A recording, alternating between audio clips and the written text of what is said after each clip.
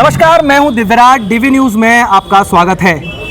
तमाम मीडिया संस्थानों के एग्जिट पोल में अलग अलग तरह के आकलन सामने आए हैं और यदि इन सभी एग्जिट पोल का सही आकलन या सही पता अगर लगाना है तो चाय की दुकान या फिर पत्रकारों से इसके बारे में जानकारी ली जा सकती है। और हमने भी यही प्रयास किया है। रतलाम के पत्रकारों से हम जानने का प्रयास करेंगे कि किस तरह से जो है मध्य प्रदेश में विधानसभा चुनाव के नतीजे किसके पक्ष में जा रहे हैं और यहाँ पत्रकारों का एग्जिट पोल क्या है। सर आप बताएं, पत्रकारों का एग्जिट पोल क्या है रतलाम में? रतलाम जिले की अगर बात की जाए तो 2 सीट रतलाम ग्रामीण और रतलाम शहर तो भाजपा को निश्चित रूप से जा रही है। 1 सीट सेलाना की कांग्रेस को जा रही है। 2 जगह आलोट और जावरा में असमंजस है। मध्य प्रदेश का सिनारियो क्या कहता है? मध्य प्रदेश का सिनेरियो इस बार जिस प्रकार से सर्वे के नतीजे आए हैं एग्जिट पोल के, इतने सर्वे के इतिहास को देखते हुए इतने गड्ढमड्ढ नतीजे आज तक नहीं आए। लेकिन जहां तक हमारा आकलन है, इस बार प्रदेश में सरकार कांग्रेस की बन रही है और भाजपा जा रही है। तो कांग्रेस की सरकार बनती हुई नजर आ रही है। आप बताएं कि किस तरह के जो 24 घंटे से भी कम समय बचा है अब नतीजे आने में, तो पत्रकारों का क्या एनालिसिस है? देखिए, रतलाम ज़िले की अगर हम बात करें तो रतलाम शहर में बीजेपी काफ़ी मजबूत है और यही स्थिति कमोबेश रतलाम ग्रामीण में भी रहेगी। आलोट में कांग्रेस के निर्दलीय से बीजेपी को बढ़त दिख रही है और जावरा में जो निर्दलीय है वो किस पार्टी को ज़्यादा नुकसान पहुंचाते हैं उससे हार जीत का फैसला हो गया। सेलाना में कांग्रेस दिखाई देती है। तो 5 में से 3 सीट पे तो बीजेपी है, 1 पे असमंजस है और 1 पे कांग्रेस है। ये मेरा आकलन है। तो 3-1-1 का आंकड़ा हो सकता है आपके अनुसार। और भी वरिष्ठ पत्रकार हमारे साथ हैं, उनसे जानते हैं। सर आप बताएं कि रतलाम के पत्रकारों का एग्जिट पोल क्या कहता है, मध्य प्रदेश के बारे में भी और जिले के बारे में भी? जहाँ तक मध्य प्रदेश की बात है तो जो एग्जिट पोल आए हैं वो एग्जिट पोल में सत्यता इसलिए कम नज़र आ रही कि जब 5 वर्ष पूर्व जबकि मोदी लहर वो ज़्यादा माना गया था, तब भी भारतीय जनता पार्टी 110-111 से ऊपर नहीं जा पाई थी। इसलिए आज 5 साल बाद की परिस्थिति अलग है। ओपीएस यहाँ चल रहा है, महंगाई को लेके बहुत ही जनता में आक्रोश है। इन सबको लेके कहीं ना कहीं ये नज़र आ रहा है कि कांग्रेस की सरकार बनने जा रही है प्रदेश में। और जिले की जहाँ तक बात है तो जिले के अंदर रतलाम के अंदर जैसे सभी कह रहे हैं, रतलाम के अंदर कुछ जो लीड है वो कम जरूर होगी भारतीय जनता पार्टी की। सेलाना हर्ष विजय गहलोत बहुत आसानी से जीत रहे हैं और 3 सीटें जो हैं जावरा, आलोट, ये 2 सीटें और ग्रामीण, तीनों में ऐसा दिख रहा है कि असमंजस का माहौल है। क्योंकि निर्दलीय जो आए हैं, अब वो निर्दलीय किसको कितना ज़्यादा नुकसान पहुंचाएंगे उसके ऊपर डिपेंड करेगा कि क्या होता है। इसलिए इन 3 सीटों पे भी असमंजस जारी है। ऊंट किसी भी करवट बैठ सकता है। आप बताएं, क्या जिले में इस बार निर्दलीय खाता खोलने जा रहे हैं? ऐसी कोई स्थिति बन रही है? क्योंकि 3 विधानसभा सीटों पे जो है निर्दलीय अपना प्रभाव छोड़ रहे हैं। देखिए, निर्दलीय तो जिले में पहले भी खाता खोल चुके हैं और ये कोई बड़ी नई बात नहीं होगी अगर यहाँ से निर्दलीय जीतते हैं। रतलाम जिले में 4 सीटें ऐसी हैं जहाँ पे कांग्रेस और बीजेपी के अलावा तीसरा कैंडिडेट बहुत मजबूत है। ऐसे में निर्दलीय अगर यहाँ खाता खोले तो कोई बड़ी बात नहीं, अतिशयोक्ति नहीं होगी। क्योंकि जावरा, सेलाना, आलोट और रतलाम ग्रामीण चारों सीट पे तीसरा उम्मीदवार जो बेहद मजबूत कंडीशन में। प्रदेश का एग्जिट पोल क्या आपके नॉलेज में? प्रदेश में ये विधानसभा चुनाव के इतिहास में सबसे दिलचस्प चुनाव माना जा सकता है और इसीलिए मतदाता से लगा के सारे राजनीतिक समीकरण भी अभी लोग कहने में असमंजस में है कि ऊंट किस करवट बैठेगा। हालांकि ऐसा अभी हमारे साथी ने भी कहा है। तो ये प्रदेश में हालांकि एग्जिट पोल में 4 एग्जिट पोल में बीजेपी की सरकार और 3 एग्जिट पोल में कांग्रेस की सरकार है। तो ये कहा जा सकता है कि नतीजे इसके आसपास ही आएंगे। हो सकता है कि हंग असेंबली भी हो और जो कांग्रेस या बीजेपी दोनों के लिए निर्दलीय बहुत महत्वपूर्ण भूमिका अदा करेंगे। तो निर्दलीय महत्वपूर्ण भूमिका अदा कर सकते हैं, कांटे की टक्कर है मध्य प्रदेश में।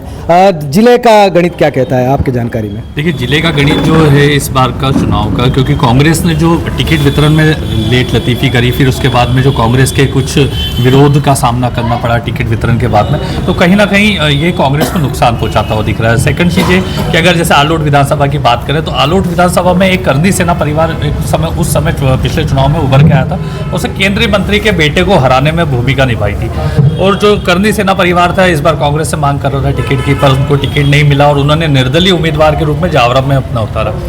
तो कहीं ना कहीं वो कांग्रेस को डैमेज करेंगे। जयेश की बात करें तो जयेश जो था, जिसने निर्दलीय उम्मीदवार के रूप में उतारे हैं, तो वो भी कांग्रेस से टिकट की मांग कर रहे थे। तो कहीं ना कहीं अगर जिले में बात करें तो अगर एक टिकट जो है जीत होगी वो सेलाना में दिख रही है, और बाकी जो 4 जगह है, क्योंकि निर्दलीय और इन मिला के 4 सीटों पे बीजेपी आ सकती है।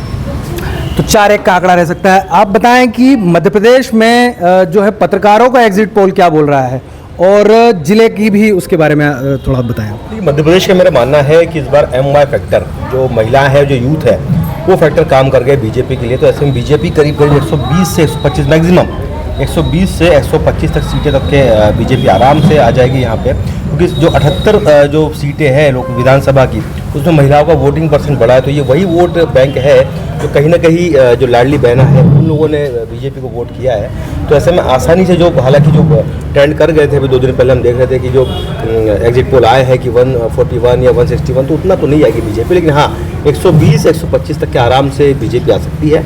और दूसरा, जहाँ तक जिले की बात, और 3 पे बीजेपी और 2 पे निर्दलीय, मुझे लगता है कि जावरा और सैलाना 2 जगह निर्दलीय यहाँ पे आ सकते हैं। तो मतलब अंडर करंट है वहाँ पे। मैं जितनी भी जगह घुमा हूँ तो मैंने कभी ये नहीं सुना है कि स्पेसिफिक कोई बीजेपी को बोला है, कांग्रेस को, लेकिन हाँ निर्दलीय को लेके लोगों ने ज़रूर बोला है कि हाँ ये बार दम भर सकते हैं इस बार।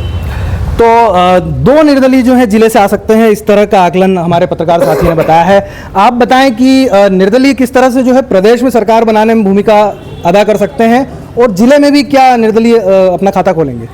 देखिए, मैं बताऊं आपको कि जो मध्य प्रदेश में ऐसा पहली बार हुआ है कि कांग्रेस के कैंडिडेट जो दावा कर रहे थे टिकट के लिए, वो सबसे ज़्यादा बागी बनकर चुनाव निर्दलीय के रूप में लड़े हैं। इनमें अपने रतलाम जिले की स्थिति लें तो प्रेमचंद गुड्डू जो कांग्रेस के पूर्व सांसद भी रहे हैं, औलख से निर्दलीय लड़े हैं। जीवन सिंह शेरपुर जो करनी सेना परिवार के थे, इन्होंने टिकट मांगा था कांग्रेस से, लेकिन वो उनको टिकट नहीं मिला तो वो निर्दलीय लड़े हैं। कमलेश्वर हालांकि सेलाना के जो जयेश से लड़ रहे हैं, जयेश के उम्मीदवार हैं, वो लड़ रहे हैं। रतलाम ग्रामीण में जो अभय और जो जयेश के थे, उन्होंने टिकट मांगा था लेकिन उनको नहीं मिला तो निर्दलीय लड़ रहे हैं। तो 39 ऐसे कैंडिडेट हैं जो निर्दलीय कांग्रेस के बागी यहाँ लड़ रहे हैं। अगर कांग्रेस को सीटें मध्य प्रदेश में कम आती है तो इन लोगों से, जो रतलाम जिले के जो कैंडिडेट दावेदार हैं, उनसे जो निर्दलीय जो चुनाव लड़ रहे हैं, उनसे हमारी चर्चा हुई थी। उनका यह कहना था कि हम लोग सभी 39 लोग आपस में कनेक्शन में है, संपर्क में है, और हम लोग कांग्रेस की सरकार बनाने में मदद करेंगे। तो ऐसी स्थिति में मध्य प्रदेश का जो एग्जिट पोल का परसों आया है, उसमें अगर कांग्रेस को सीटें कम पड़ती है और अगर निर्दलीय जो 10-12 जीत के आते हैं या 4-5-7 जो भी जीत के आते हैं, तो वो कांग्रेस को मदद करेंगे। और रतलाम जिले की जहाँ तक बात करूँ तो रतलाम में 4 सीटों पर जो निर्दलीय प्रमुखता से चुनाव लड़ रहे हैं, उन्होंने अपनी उपस्थिति मजबूती से दर्शाई। उसमें से मुझे जो लगता है कि इसमें से कम 2 सीटें इस बार निर्दलीय रतलाम जिले में निकालने की ताकत रखते हैं, और इनमें एक आलोट और एक जावरा का जो सिनेरियो मुझे दिख रहा है इसका। और जो स्थिति है रतलाम ग्रामीण की, उसमें जो है जो निर्दलीय चुनाव लड़ रहे हैं वो कांग्रेस को नुकसान पहुंचा रहे हैं, इसलिए वो सीट बीजेपी को जा रही है। और ऐसे सिलाना में जो स्थिति है वो सामने ये आई है कि जो जयेश का जो वोट बैंक था, वो एक क्षेत्र विशेष में प्रभाव डाला उसने, और वो जो क्षेत्र था वो बीजेपी का मुझे लगता था, तो वो इसलिए बीजेपी की स्थिति वहाँ तीसरे नंबर पे आ गई है। और जो सिलाना में है जो है वो जयेश सेकंड पे और फर्स्ट पे कांग्रेस चल रही है, ऐसा है। और ये रतलाम शहर का तो सबको पता है कि यहाँ तो बीजेपी अच्छे मार्जिन से जीतना ही तय है, और ये शुरू से ही जब टिकट वितरण हुआ था तभी ये तय हो गया था। आप महिला पत्रकार हैं, तो ये भी बताएं कि लाडली बहना का कितना इम्पैक्ट इस चुनाव पर पड़ा है, और साथ में जो पत्रकारों का एग्जिट पोल है वो क्या कहता है? लाडली बहना का असर डेफिनेटली बहुत ज़्यादा पड़ा है, क्योंकि फील्ड रिपोर्टिंग के समय मैंने ये बात देखी है। आप रतलाम शहर फोकस्ड अगर नहीं करके ग्रामीण क्षेत्रों पर फोकस करते हैं, तो ग्रामीण क्षेत्रों में लाडली बहना एक बहुत बड़ा फैक्टर है, क्योंकि राशि ऑलरेडी चुनाव के ठीक पहले, मेरा मतलब वोटिंग के ठीक पहले उनके खातों में आई है, त्यौहार पर उस राशि से उन्हें काफ़ी उत्साह मिला है, सो डेफिनेटली उसका असर देखने को मिलेगा। और मेरे अनुमान से बीजेपी सरकार बनाने के लिए ज़्यादा फेवरेबल कंडीशंस में है एज़ कम्पेयर टू कांग्रेस, क्योंकि अगर बागियों की भी बात करते हैं तो हम पूर्व में भी देख चुके हैं कि बागियों के साथ में मैनेजमेंट बीजेपी का ज़्यादा स्ट्रांग होता है, कांग्रेस का मैनेजमेंट उतना स्ट्रांग नहीं दिखा। मतलब हॉर्स ट्रेडिंग अच्छी करती है बीजेपी, ऐसा कहना चाहिए? May be. आप बताएं कि आपने भी सभी विधानसभा क्षेत्रों में आप घूमे हैं, फील्ड में आप लगातार रहे हैं, किस तरह का सिनारियो रतलाम जिले से उभर कर आ रहा है?